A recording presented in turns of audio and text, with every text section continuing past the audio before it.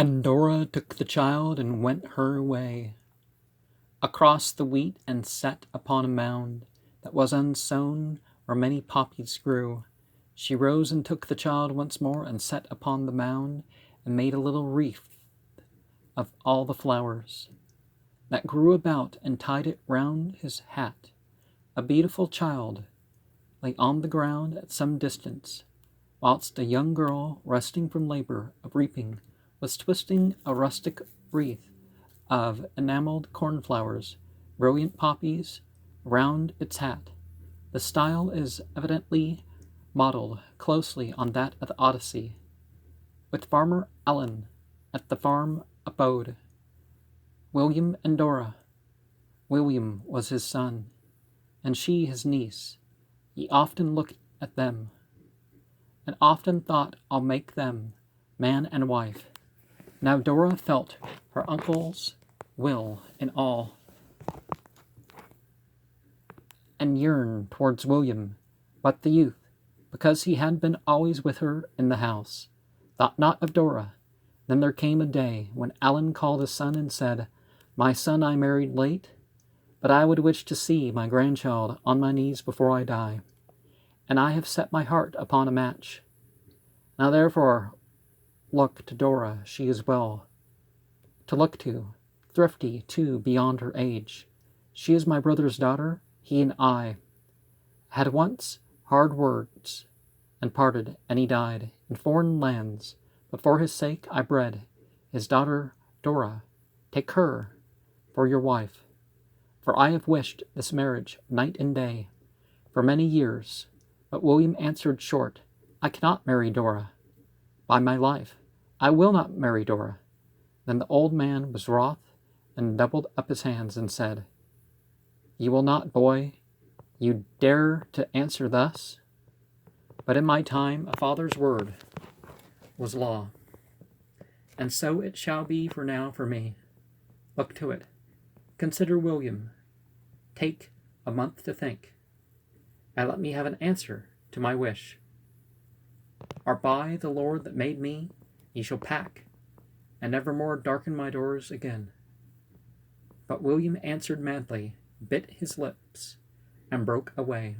The more he looked at her, the less he liked her, and his ways were harsh, but Dora bore them meekly. Then before the month was out, he left his father's house, and hired himself to work within the fields, and half in love, half spite, he wooed and wed a laborer's daughter, Mary Morrison. Then when the bells were ringing, Allen called his niece and said, My girl, I love you well, but if you speak with him that was my son, or change a word with her he calls his wife, my home is none of yours, my will is law. And Dora promised, being meek. She thought, It cannot be, my uncle's mind will change. And days went on, and there was born a boy to William. Then distresses came on him, and day by day he passed his father's gate, heartbroken, and his father helped him not.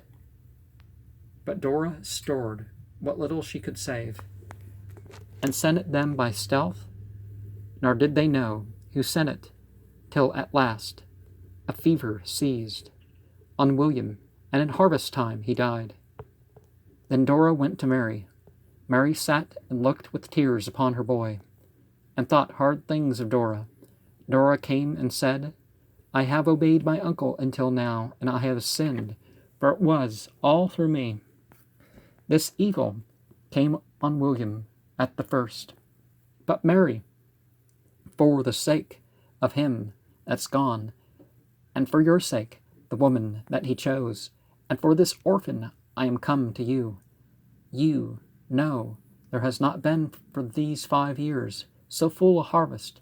Let me take the boy, and I will set him in my uncle's eye, among the wheat, that when his heart is glad of the full harvest, he may see the boy and bless him for the sake of him that's gone.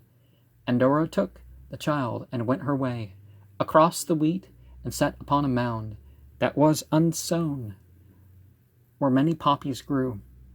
Far off the farmer came into the field, and spied her not.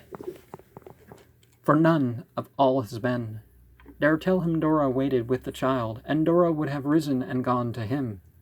But her heart failed her, and the reapers reaped, and the sun fell, and all the land was dark. But when the morrow came, she rose and took the child once more, and set upon the mound, and made a little wreath of all the flowers that grew about, and tied it round his hat, to make him pleasing in her uncle's eye. Now, I think we can get past the age where forced marriage, particularly cousin marriage, while it's not technically incest, it's generally something to avoid. But love becomes a practice, and love builds because of the practice of it.